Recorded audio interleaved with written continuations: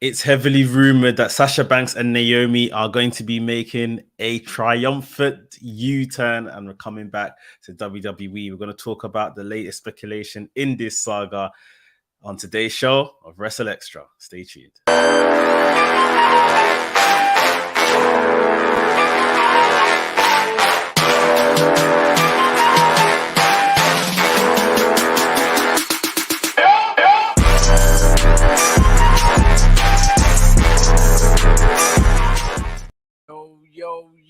Yo, this is WrstlXtra. I'm your boy, A Dazzle, the Black Wrestling Advocate. As always, joined by my tag team partner, Mex, the WrestleManiac, if you will. You are, of course, watching on YouTube right now. And for those who will hear us later on in the week, you're listening on AffinityExtra.com. Summerslam. It was Summerslam weekend, just gone. Mex, I'm going to jump right in there and ask you, how did you find the biggest party of the summer, as they call it?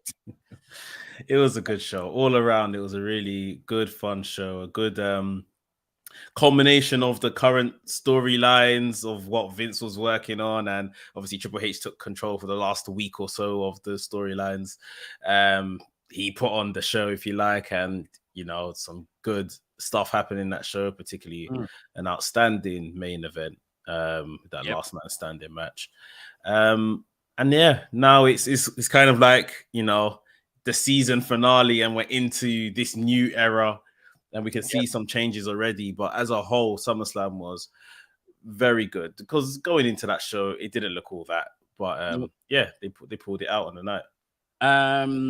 It kind of seems to be the usual thing that's happened throughout 2022, to be honest, with WWE and their pay-per-views.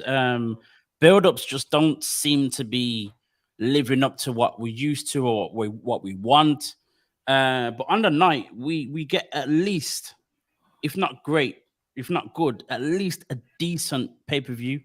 And which doesn't, in a way, doesn't necessarily reflect the weekly shows because, you know, we're struggling throughout the week and, you know, kind of trying to stay in tune and excited by the weekly shows and stuff like that. And but then the pay-per-views kind of come along and you're like, yo, that was good. Yeah. In a way, that's kind of the point of a pay-per-view. But at the same time, it's kind of like, all right, so if you can do this on the night, what's happening to Monday and Friday? Like, what's going on here? You know what the difference is? Go for it. On the night, on the pay-per-views, there's no talking. Yeah, you're letting the wrestlers do what they've been signed to do. Wrestle, entertain people, not all these promo segments and dragging out things and making shows long. Like this SummerSlam was 3 hours and 40 minutes. It was longer than Raw. Oh, wow. More enjoyable than Raw, though. Like, yeah, of course. So, yeah, that's the difference. Let these guys wrestle. And like I say, even through Raw, we saw actual wrestling on these shows. Now, you know, I was watching on SmackDown and I was just thinking, there was that week, if you remember, about maybe a month, 2 months ago now, where it was that SmackDown show that had 13 minutes of wrestling on a 2-hour show. Now we were getting about 4 or 5 13-minute matches on SmackDown last week. So, yeah, the improvements are on the way. Yeah, man, most definitely. Speaking of like time and whatever else, it's only really because you just mentioned it. Are you kind of one of those believers that Raw should be 2 hours and not 3, or do you still think 3 hours is fine just as long as the content is filled? Yeah, that's what it is. 3 hours is it's a long time to watch anything. 3 hours. I mean, but it's a long time, bro. Like, let's be honest. But now with the money that it brings them, you know, I like money. I'm sure you like money as well. So if someone tells you, you know, like, give me an extra hour of this product and I'll pay you X amount, with hella zeros at the end, you're doing it. So yeah, they can obviously just use the time better. They've got enough talent to fill all of that time. So yeah, it's just all about allocating your resources a bit better. Most definitely. I mean, it's crazy to think that this thing is 3 hours long, and that's just Monday, and then we've got 2 hours on a Friday. I remember when those last 2 episodes of Stranger Things came out, And a couple of weeks, about a month ago, and it took me like 2 weeks, 3 weeks to watch those it. 2 shows. And I'm like, hold on, but I do this every week with wrestling. I mean, I kind of don't. I have the luxury of fast forwarding when I kind of want to.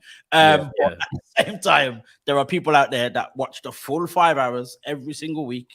And yeah, I guess it's not a thing of it should not be as long as it is, but it just needs to be better filled. And as you said, we've kind of seen the changes happening already. The kind of, we already know Triple H is a man of the people based on what he did with NXT in its heyday. So, we're seeing those changes happening already. Speaking of those changes, at SummerSlam, I'm going to run through some stuff from SummerSlam. But at SummerSlam, we saw Bianca Belair defend a Raw Women's Championship against Becky Lynch. A very good match, a year-long feud between the two, which has been entertaining in part and all the rest of it. Great match. But for me, I think the biggest talking point for most people, of course, was right at the end after the match.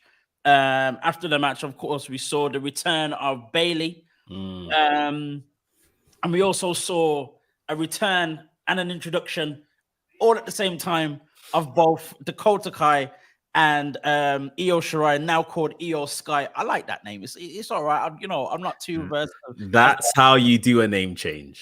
That's a decent name change. That's a very decent name change. So those three came out, kind of faced up to Bianca. She was backed up by Becky. Section was decent. It was decent. The only thing I didn't like, and I think this is just one of my criticisms of SummerSlam in general, that walk is long, bro. Yeah, it's long. That walk kind of almost messed up that whole section, because it took Bayley forever to get to the ring. It showed that Dakota Kai has got a very strange walk. A very strange walk. Io Sky kind of made it work. She purposely had that, that very weird kind of walk that she does, which kind of it added to her whole demeanor. Just on the walkway quickly. Obviously, WrestleMania is a fantastic stage with a long walkway, but it looks grand. The SummerSlam one for the last 2 years, because they've done it purposely in these massive stadiums. This is like an L shape. It comes and then it turns, and they do definitely need to do something about that. Just aesthetically, it doesn't look nice. At least the WrestleMania one that's massive, it looks grandioso, and you see what I mean. But yeah, aesthetically, the SummerSlam one don't look good. And I think I can't remember if they did it with the last Royal Rumble, but they did it with 2020. 2020, I believe, when Edge and MVP came back and all that kind of stuff there, and all the rest of it. Yeah, it just doesn't work. But going back to the ladies, we saw obviously Becky Lynch kind of backing up Bianca Belair in all of this, and we've seen as well on Twitter that they've shown mutual respect for each other. They did it on the night. They've done it backstage. They've done it on Twitter. But Becky's injured. Then we saw on Raw, fast forward to last night, that Bianca was backed up by Asuka and Alexa Bliss. What are you kind of expecting to see kind of play out? We're certainly going to get Bianca and Bayley at some point, but is that kind of repeating something, or does this trio kind of add a dimension that obviously wasn't there before? Do you see that playing a good part? Like the trios thing, when it all kind of started happening at SummerSlam with Becky taking her side, I was like, I don't really want to see 6-person women stuff. And then when the rumor of Naomi and Sasha returning came, I thought, I want to see that as that team of Bianca, Naomi, and Sasha together. I would love to see that. And then on Raw, it's not what we got. It looks like we're setting up for different trios, right? And the problem is Bayley's team is very hot right now. They're coming in new. They're coming in fresh. Bianca is the only hot thing happening in her team. Like Alexa Bliss and Asuka aren't really doing much of anything, haven't been positioned to do much of anything. So it's like, it's not as interesting sort of thing.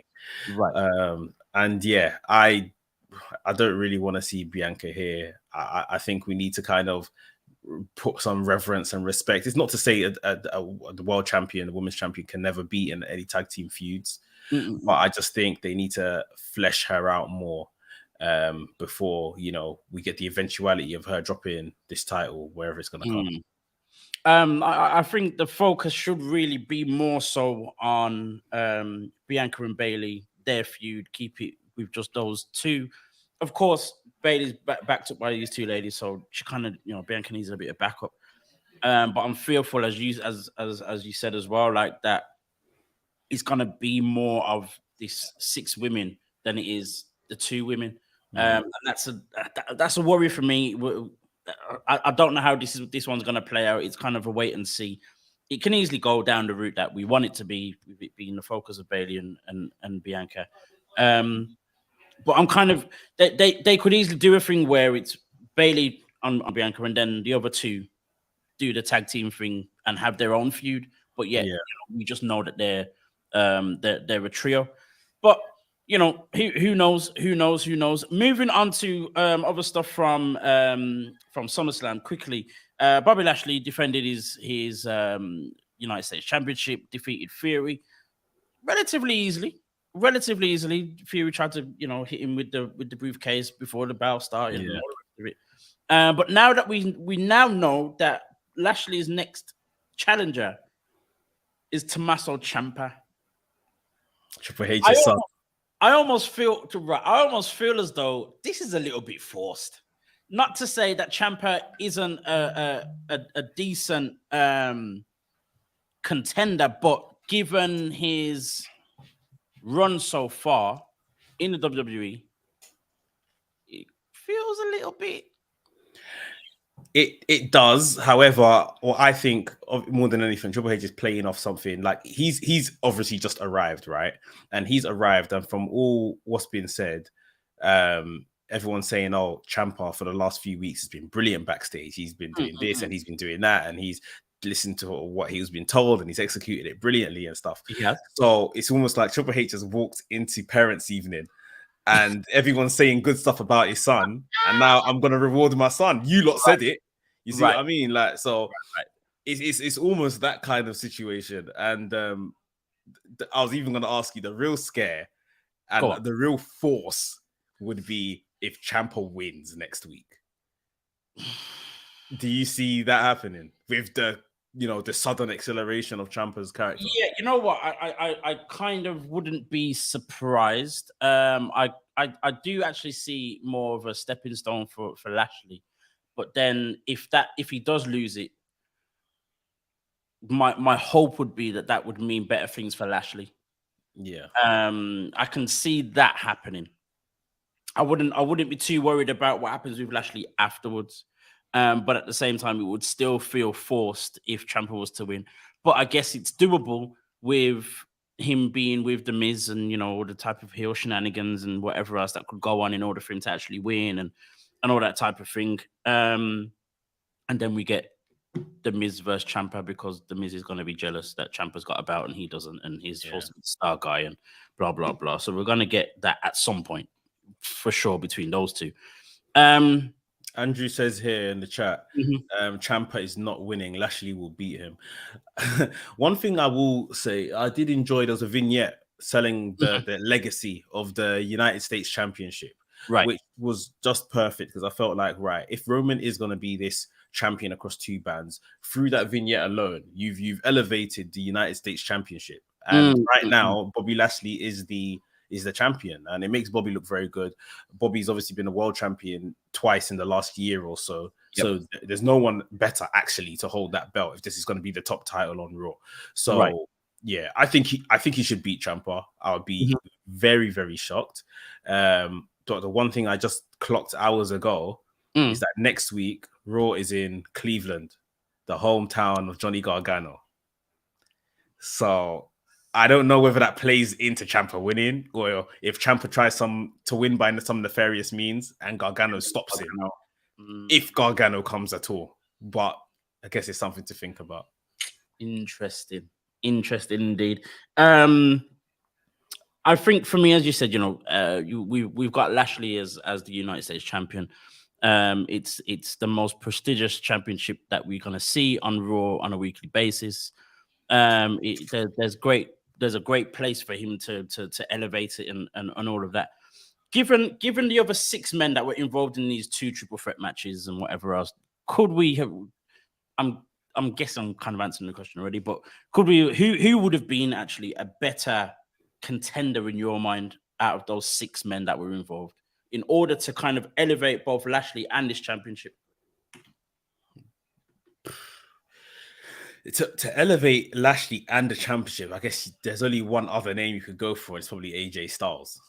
But at the same time, there would have been clamoring for AJ Styles to possibly win. And if he lost, he wouldn't have looked good. AJ Styles hasn't won a big match in forever. Like, literally. Like, so I think my only thing is, obviously, it's been portrayed on TV that Ciampa is second to Miz. And last night, basically, and I like the way they done it because, yeah, Miz took a step back and Ciampa became like Miz's guy. Like, Miz is almost his manager now. Yeah. A nice little touch. But, yeah, the acceleration of this it's mad. And it makes you think like, is Lashley going to lose to Ciampa? Like, how on earth can you look at these 2 men and think Lashley would lose to him? So, of course, there may be some kind of means or some funny business in the match. Who knows? But I think Lashley needs to overcome it. I don't even mind if Ciampa beats him somewhere else down the line for it. Whatever the next, maybe not Clash of Champions, but maybe like whatever the next pay-per-view is. Like, they have an ongoing feud. But next Monday night, no, it can't happen. It just, as you said, it'd just be way too early. It's not unbelievable. Ciampa's a great guy, but he just needs to kind of up his status on the main roster in order for us to believe he could be champion. I think moving to the other thing at SummerSlam, my only other criticism of SummerSlam was the result and the match. I guess the match in general, or the length of the match for me, with the Street Profits and the Usos. What did you like about it? One, I didn't like the result. I'm like, okay, where are we going with these 2? We kind of had an answer on Raw, but still, I'm just reacting how I did at the time. Yeah. The match just seemed too quick. You reckon? Yeah, maybe that's just me. The match just seemed too quick. A lot happened in a very short time. It was good, but at the same time, it was like, oh, is that it? Like, we've had these feuds and we've had matches with them over and over again. The Street Profits have come very, very close and blah, blah. But then this one just felt as though they had to rush it. Like there was less time for them to do what they wanted to do or was probably expected to do, needed to do, to tell the story and all the rest of it. It just felt, okay. I think it may be the surprise of them not winning. Like, after Money in the Bank, which I do think was a better match than the SummerSlam match. Oh, definitely. Oh, for sure. Yeah, you think, well, you know, people they're gonna win. Like, people were doing predictions, asking me during the week, do you think who's gonna win? I said the Usos. Yeah. I think the Street Profits are done out here. Like, I think as a pairing, like, they're finished in terms of they've done everything that they think they can. They're clearly preparing. They have been preparing for weeks now to like do this slow burn of a split and tease it and that. And again, that played out on Monday. But unless they turn them heel together, they as a lifeline, like as a tag team, they're done. Like, I mean, the result of the match is exclamation mark to that whole thing. It is very evident now that they are. I think I said it a couple of weeks ago, I think, but I said, you know, a part of me felt as though they still had one last run, and that would also then play into the split. You know what I mean? That could have easily happened as well. I feel as though it would have made sense as well in terms of how hot they are at the moment, the kind of work that they've been doing. But you know, we don't know what the higher ups have, you know, what conversations they've been having in terms of what they want to do with the Usos, for example. And this is for me. Sorry, but for me, why I thought they weren't gonna win wasn't because of any deficiency on them. Oh, It's no, just no, no. the Uso story with Roman Reigns Right, is bigger than whatever they've got planned, and Very that's the only reason I thought they're not dropping the titles yet, because this other story is taking precedence over whatever's happening in the tag team division. Very true. Very true. Speaking of this whole split, this eventuality, a part of me I think a part of me expects this now to be very similar to what we've had with the New Day, to where they never split, but they were doing separate things. With how it worked out on Raw last night, at least that's what it felt like to me. So there was none of this kind of obvious heat between the two of them. Yeah, they were still coming out doing their whole thing together and all of that. But obviously, Montez Ford faced Seth Rollins. Now that in itself is a big thing. Seth Rollins is one of the top guys in the company. For Montez to kind of come out and challenge him out of nowhere is like, all right, we know what button you're pushing here. Yeah, I'm hoping it's not going to be a let me just finish this and then I'll come to you. I'm hoping it's not going to be a similar kind of Shelton Benjamin-esque type of situation where he comes close to beating top guys quite often, but then never actually realizes his potential and all the rest of it. But it's clear that the team itself as a tag team will not be wrestling much as a tag team. Whether they stay together as a team is still yet to play out. There's still place for them to kind of move together, but then still wrestle separately. But who knows? Gerard's just decided to jump in, towel on head like his Taz.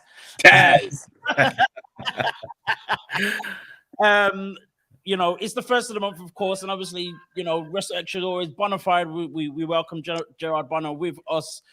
Gerard, we're just kind of coming to the end of our discussion about SummerSlam and how it all went. We talked about Bianca and her match, and obviously Bayley and a little trio coming out. The possibilities of Bobby Lashley and now Ciampa as his number one contender, and I was kind of getting to grips with what's going to happen with the Street Profits. Are they splitting? Are they going to be a team and do things separately? Like, how is it going to play out? Give me a very quick rundown of your thoughts on SummerSlam first, and then kind of jump in on this whole thing with the Street Profits and how you think that's going to play out. Sure thing. I think I love the Triple H era. I absolutely, positively love the Triple H era. SummerSlam was a breath of fresh air. It was unbelievable. It felt like a takeover. And that was significant. Only 8 matches for this SummerSlam, and yet we didn't find ourselves bored with anything. So it was really, really significant. It's clear that the women's division on Monday Night Raw matters again. And that's great for Bianca Belair, because now she has more challengers, as we saw last night with her fighting Io Sky, which I'm just like, that's a dream match. Yeah. And we just got it. It was like, oh my gosh, So that was great. It was great. I loved everything about SummerSlam, with the exception of the fact that Liv Morgan needs some real help. She's not ready to contend with Ronda Rousey yet. It's just not. Which I don't even have time to get into that right now. I don't have time. Wrong show. Yeah, wrong show. But relative to Montez Ford and all of the hinting that happened last night, will they break up? Won't they? And when they did the rock, paper, scissors, and Montez just ran for it, I was like, ooh. So Montez in his singles matches he's fighting top competitors. He's fought Roman and he fought Seth. So they clearly think a lot of him. They think a lot of him. And so it seems like it's a matter of time. It seems like it's a matter of time at this point. I asked Mex the question, or suggested even, could this be similar to when the New Day kind of started doing their own thing, but was still a team? Can you see being like that, or will they just completely split and go separate ways?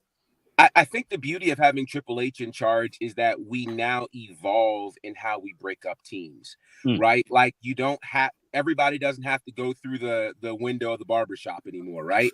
Like it's okay to be friends and pursue a singles career.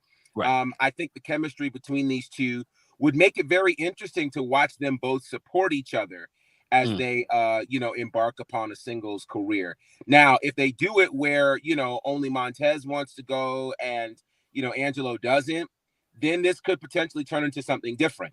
But we don't need a forced breakup to make this work.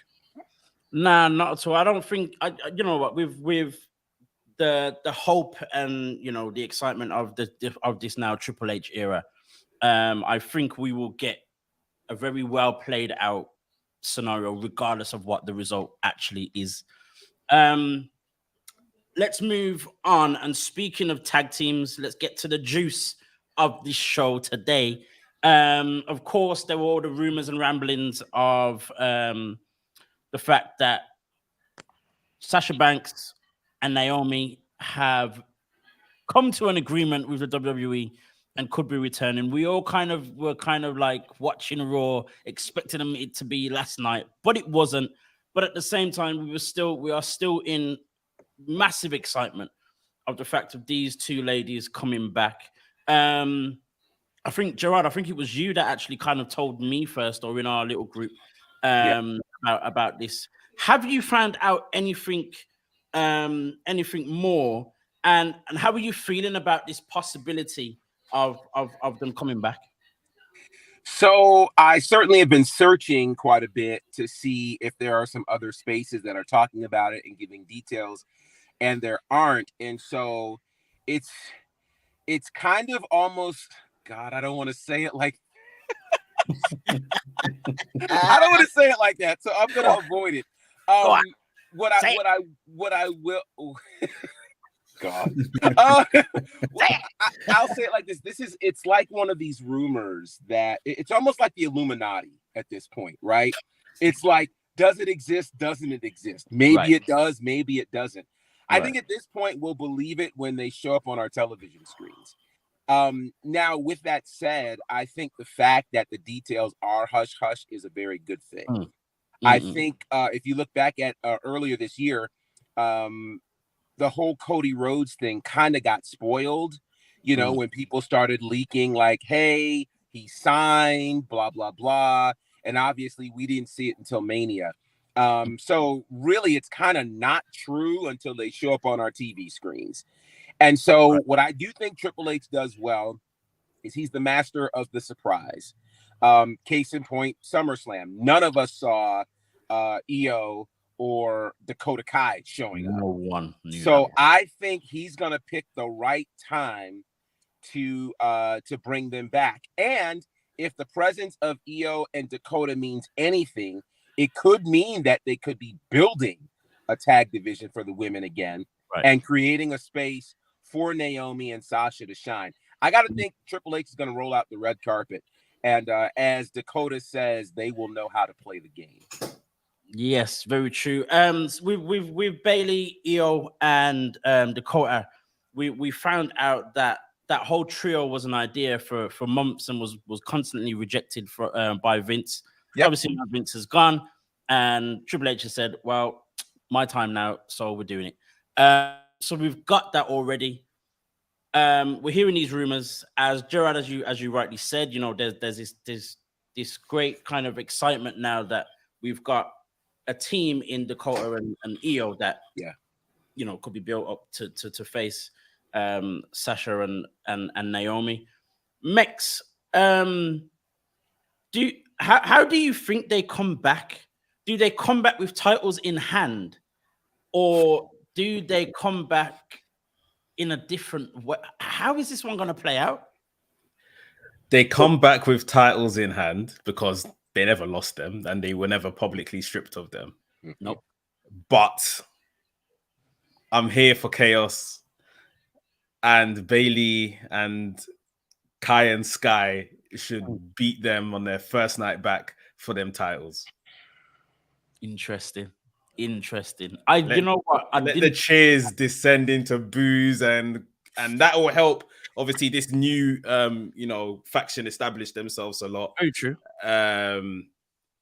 And yeah, Bailey for now can just kind of be their mouthpiece or whatever, while Dakota Kai and Io Shirai get over. And yeah, I don't necessarily think they could win it back eventually, Naomi and Sasha Banks and stuff, if they stay together. But yeah, it's almost that feeling of you're getting taken all the way up to the top of the ride, and you're so excited you see them back, and then it all just comes crashing down. So, right. yeah. Right. I find that interesting. I was gonna say, can you see this trio doing almost like a bloodline-esque type of thing where Bailey takes the Raw Championship off Bianca, and then you've got Sky and Kai as the women's tag team champions. But I'd be scared for that to happen because the backlash that you would get from our community, all three black women leading the battles, would be ridiculous. It's true, it's true. Triple H would be the enemy from just like that. But at the same time, I'm here for the surprise. I'm here for the shocker and all the rest of it. I don't know if that would play out exactly that way where they lose it straight away. But who knows? It's there to be done if these two ladies are built up in the right way. We kind of already know exactly who they are and how great they are and all the rest of it. So we already see them as great contenders for that championship. I think Gerard's frozen gun on us. But with these two ladies coming back, do you feel that they need to stay together as a team, or would it be okay for them to then be pushed back into singles competition almost straight away? Sasha Banks and Naomi. Yep. I think keep them as a team. I mean, the whole thing of them leaving was because the division wasn't being taken seriously. They weren't being booked. They wanted to book them as tag champions into singles feuds and stuff like that. So yeah, I think, like you're saying, Triple H might be on the sly trying to put together a little women's tag team division, a couple of competitors on Raw and SmackDown, so that if they come back, they can run through some people and they could be a bit more active. But yeah, I think you keep them together in the short term, even if they lose the belts, keep them together, let them chase it a bit before you get them on singles runs. There's nothing after Clash at the Castle. There's probably a Saudi show in October. There's nothing really happening where you need like Sasha Banks on her own to have a singles run until maybe Royal Rumble, WrestleMania next year. So they can afford to keep them together at least till the end of the year, I'd imagine. Cool. We still have Survivor Series on the way, which probably could generate something. Any type of traditional Survivor Series match, possibly. Yeah, it's interesting to see how this one's going to play out when they come back. How they come back is going to be the most interesting part.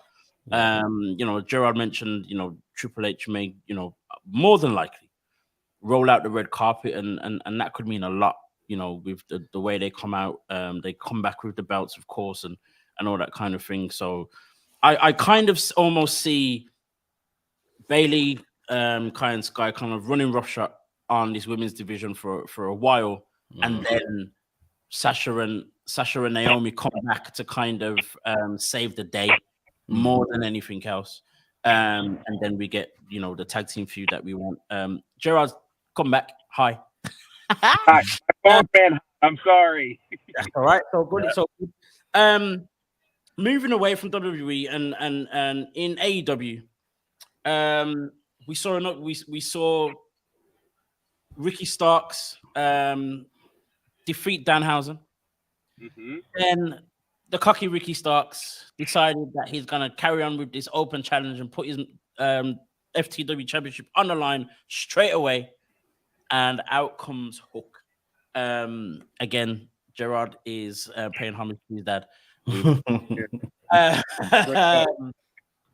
Of course, then Hook then defeated Ricky Starks, and Ricky Starks' night went from bad to worse as he cut this emotional promo. The guy is just an absolute general with a mic, but then the other general with the fist, Powerhouse Hobbs, just destroyed this man.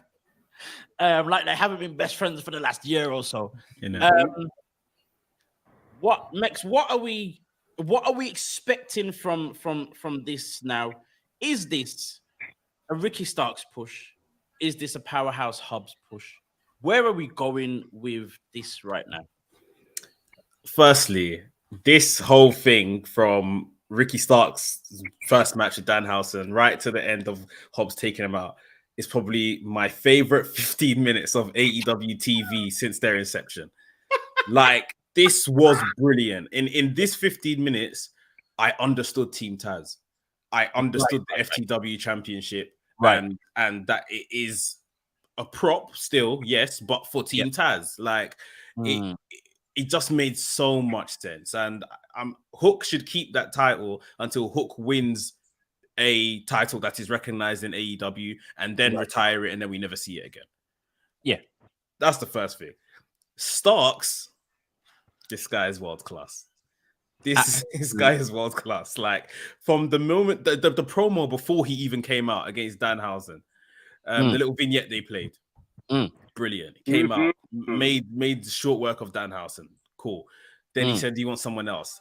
And the minute Hook came out, I said, "This is brilliant. This is exactly what I thought would happen when the week before, when Danhausen said he was going to be the next challenger." I thought, we're getting Hook soon, and Hook is winning this championship to free up him for something else, which is what excited me.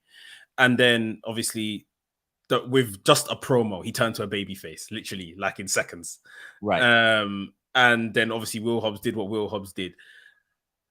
Will Hobbs now is the one I think they need to probably just kind of watch a bit closer, sort of thing. Make sure he doesn't be someone that falls to the wayside. I'm just angry heel man sort of thing. Like, really give him something to do.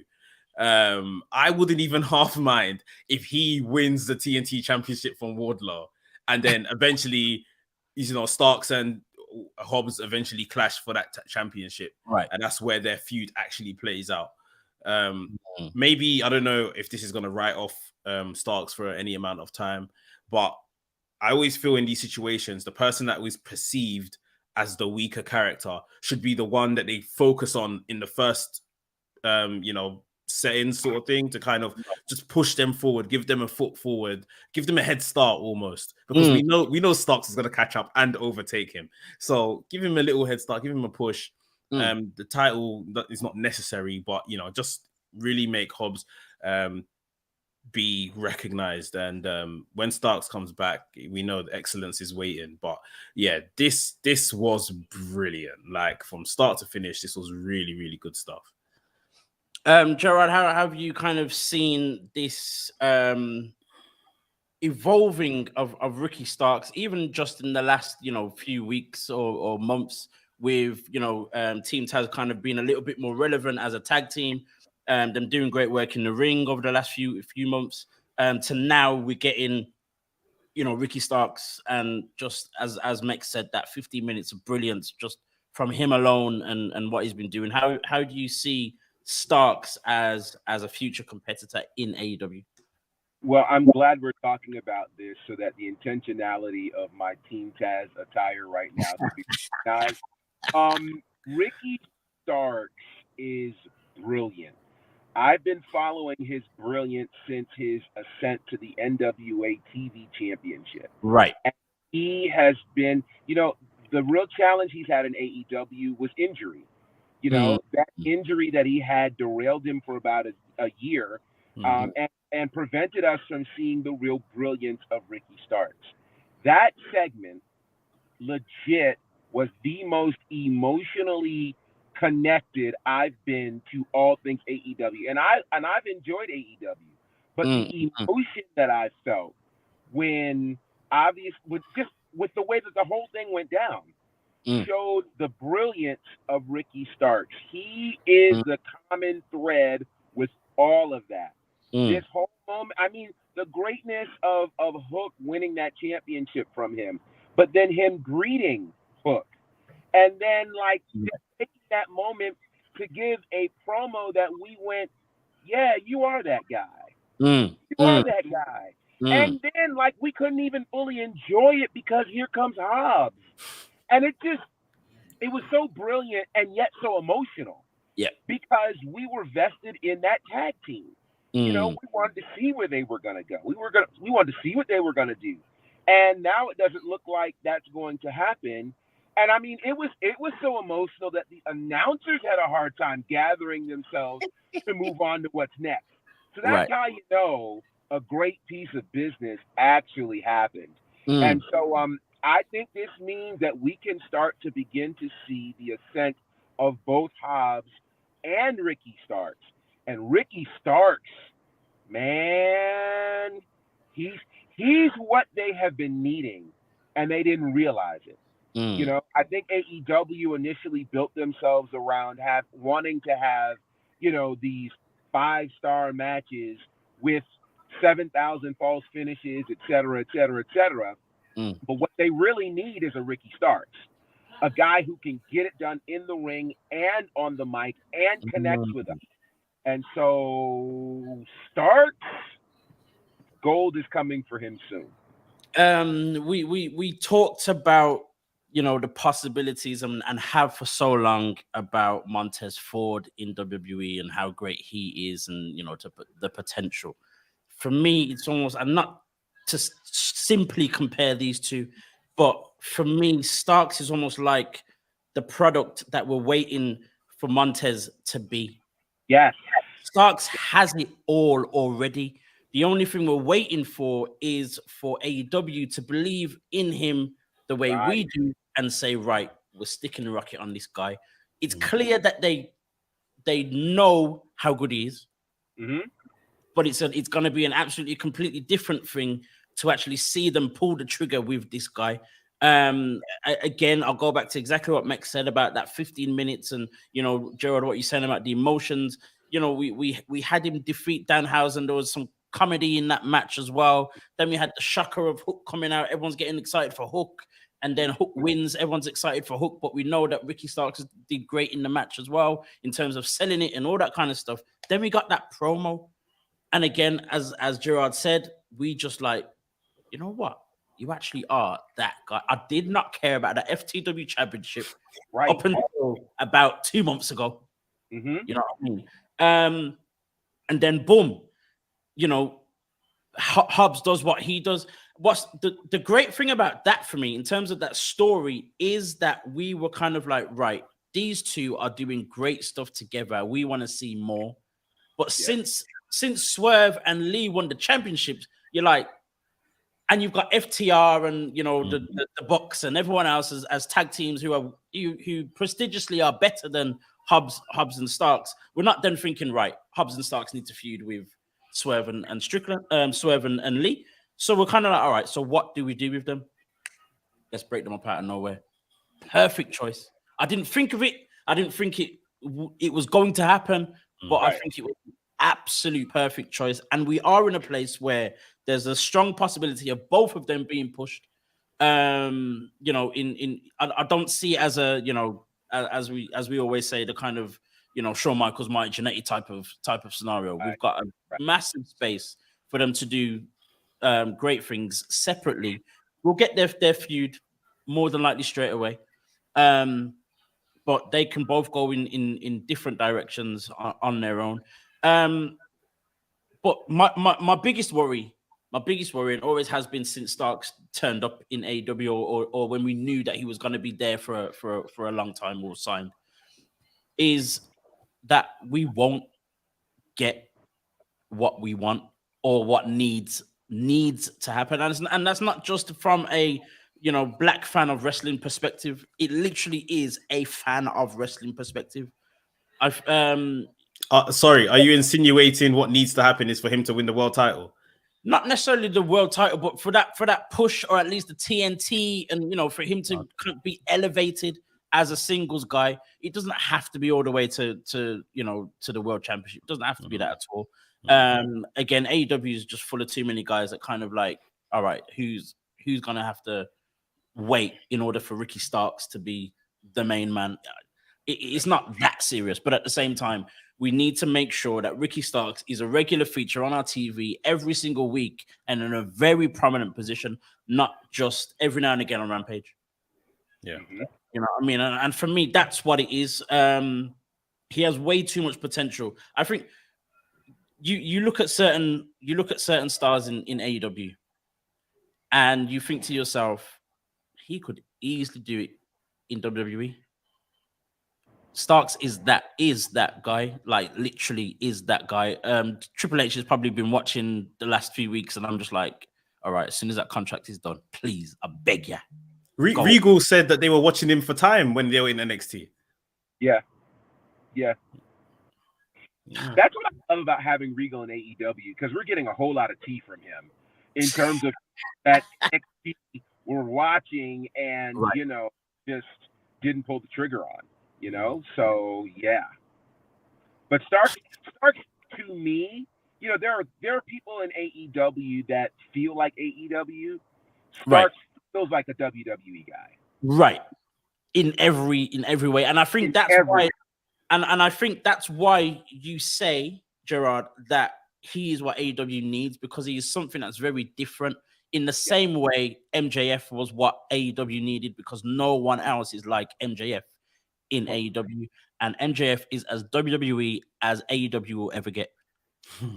So it's a very, very similar thing, and this is again why I say that Starks needs that push, because there's no reason why he can't be elevated in the same way MJF was.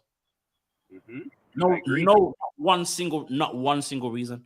It's not like MJF has come from a 20-year career and he's done this and that and blah blah, and now we know. We already knew who MJF was, so we're making sure he's on top. He's come out of nowhere as well, and Starks is doing the same. But I don't want to sit here and just ramble on about Starks, because I'll be here for another 2 hours and not stop. Gerard, actually, I want to cut to you real quickly, actually. So last week we were talking about Jonathan Gresham wanting to, leave AEW ROH. And this last week has been a very interesting one. Give me the week in Gresham, if you can. All the happenings and where he's at right now. Just a quick update. So much has happened in the last week that it feels like it's been 2 weeks. But it's really one since he lost the Ring of Honor World Championship. And then he went on to ask for his release from AEW and Ring of Honor because of an altercation between he and Tony Khan. He then deleted his Twitter account, deleted a Twitter account for his promotion Terminus. The sister promotion Battle Slam, which was supposed to happen this past Thursday, the date got moved, and there's rumblings that it may have had something to do with Gresham. Gresham is no longer on that card. He was supposed to be on the card, and there were rumors that he may have been done with the business. So all eyes were on this Saturday with Ric Flair's last match, because he was scheduled to be in the undercard in a fatal four-way match. And I was wondering, will he show? Will he be there? And he showed. He wrestled, and he won. So that was good, and he was all smiles, obviously supporting his wife as well as she defended the Impact Knockouts Championship. So I'm wondering if cooler heads have started to prevail when it comes to Jonathan Gresham, at least in terms of his continuing in the wrestling business. I don't know if this means that he will want to still be with AEW or Ring of Honor. That's still unclear, but the fact that he came in the ring with his normal full get-up on, the octopus deal, all of that, is a much better sign than what we saw at Death Before Dishonor, when he came in only in a T-shirt and was just like, let's get this match over with. I'm out. So that's an encouraging sign. What's interesting about that match is a fatal four-way match between he, Alan Angels, and oh gosh, I forget who else was in the match. One of the guys from the Northwest, last name Wayne, I think. Nick Wayne. Nick Wayne. Yeah, Wayne. yeah. And then there was another name I don't remember right now. I can't remember. But the match itself was for the number one contender for the Progress Wrestling Championship. Now that is interesting within itself. Mex, Yes. Of course, Progress is situated in our home of the UK. The current champion is Chris Ridgway. Amazing competitor. Not widely known, unfortunately, but I believe if someone was to see him in action, they'd be like, yo, who is this guy? So I believe, there's a chance for Gresham to still be, working in the business and stuff like that. And he could make his way back to the UK for Progress. Mex, do you kind of see almost a focus on his same drive to kind of push his whole pure wrestling and whatever else, but now more focused or back focused on it being an indie thing more than trying to make it a mainstream thing? I mean, he has the promotion in Terminus to see if he wants to push it there, then it's your promotion. There's no better place to push it there, innit? But I watched the Ric Flair pay-per-view, which was really good, by the way. I'd recommend it for anyone that hasn't. I watched everything but the main event because I have no interest in watching Ric Flair wrestle. Therefore, you watched yeah. And Gresham wrestled a style where I was like, okay, so I know he can put on these kind of matches, but it's just funny the timing that he's chosen to perform like this, isn't it? So I was just thinking now, and of course online went crazy. Oh, Gresham's brilliant. Well, this is exactly what he was ultimately trying to say. You've judged him by the cover sort of thing, the saying as it goes. It's like you haven't read the book, you've just seen what you think he is, and this is it, and this is where he now finds himself. Like you're saying, Gerard, maybe cooler heads have prevailed.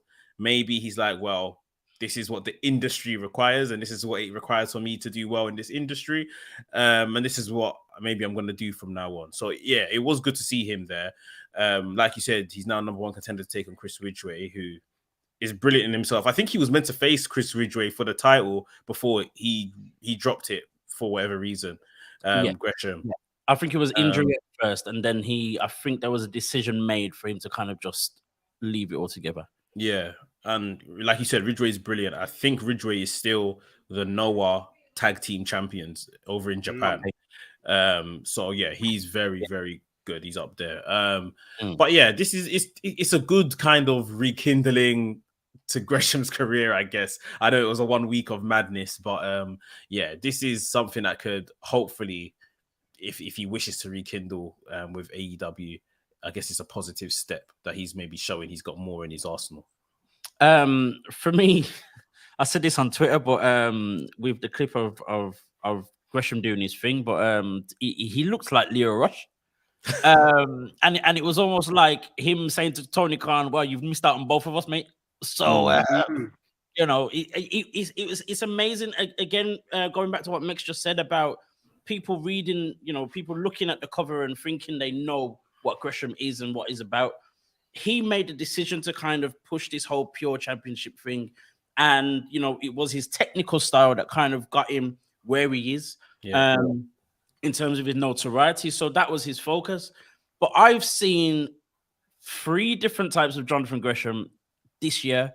We know this technical one. We've now seen this kind of not high flying, but this kind of speedball, Leo Rush type hybrid kind of type Gresham. But me and Mex were surprised to see the Gresham that we saw at the Progress show in at everything patterned in London. He took on a guy called Malik, and we just saw this heel guy that was just doing the absolute least, but absolute perfection as a heel. trying to avoid actually wrestling and all this kind of stuff, and doing crazy things like spilling water on the floor and kicking water out of fans' hands and all this kind of stuff. And you're just like, huh? We weren't expecting that. But he made us realize that he's good at that too. People don't know just how good this guy actually is, and just how much he has, and what he can do to adapt. And I'm sure that he did that style because of the people he was facing in that match. You know, you got guys like Alan Angels, a high flyer, a hybrid type guy, Nick Wayne, very similar. So, you know, you have to adapt to the style in order to make the match great. And it wasn't for him. It wasn't about him. That match itself wasn't about him. Whereas a Ring of Honor Championship match, of course, would be about him. So he's going to do his style. So, you know, it's kind of, you know, Gresham was just like, this is what I can do. I'm here for it. Let's go. And it was a great reminder as well, just of how good he is. To move on and get to our last thing real quickly. We're keeping with AEW, and I'm just gonna ask this question, and whoever jumps in can jump in. What is Stokely Hathaway doing? The floor is yours. Oh, you leave it to me. Great. You know, I don't know. I don't know. And it makes me wonder. I think we all had these expectations of him when he got in, that he'd be like, you know, saying all these amazing things, and he would somehow move the Jade needle forward. Right. Because her being with the other guy that she was with, it just never fit. This seemingly fit, but I don't know if he just got thrown off with the search for the new baddies or what. But it's like, what's happening? Like, you're supposed to take the bull by the horns and take Jade to the next level, and that's not happening. So I'm concerned. I don't know how much longer he has to keep dropping the ball. Now, AEW is probably fine with it, but the community is going, sir, we know you can do better than this. So I don't know. Do you think, I mean, just to kind of give a bit of context for people that kind of don't really know what's going on. So obviously Stokely Hathaway is coming in as, you know, kind of like Jade's manager, and I believe he's kind of called himself a publicist. Yeah. And of course we then had, you know, he's signing with the baddies. We're now getting this baddie search because Red Velvet goes off injured, and Layla Gray kind of comes in as his new baddie, but the, you know, Kiera and Jade haven't quite taken to it. Then we see him getting involved in Lee Moriarty business with Matt Sydal and whatever else, and then, you know, eventually Lee Moriarty is now sided and accepted his offer to be his publicist. And then we saw, or even before that, on the same show, we saw Stokely and Layla Gray watching Ethan Page. Now, I don't know whether Stokely is a publicist or a recruitment manager, because, you know, he's just trying to sign everyone. I kind of don't get it. I mean, the reason why we needed to see Jade move away from Smart Mark was Smart Mark started getting involved in everyone else's business as well. Yeah. Right. Now with Tony Nese, some, you know, little dealings with Wardlow for whatever reason, and stuff with MJF. I mean, Smart Mark in storyline and as character is a solicitor or an attorney or whatever it is. So he kind of, you know, has the premise to deal with other people's stuff and help people out. I don't get why we're shifting focus of Stokely to other people. We're doing the same thing that we did with Smart Mark, and I don't quite understand it. And the question to you is, where does Layla fit in all of this? Or why does Layla fit in all of this? And why are we not just focused on Jade? I'm gonna bypass the Layla part because I don't think she fits in all of this, and it's like forcing something into something that, yeah, it's not necessary. Like Red Velvet could be injured, they search for baddies, or they just move on with Kiera and Jade, which should have been the plan.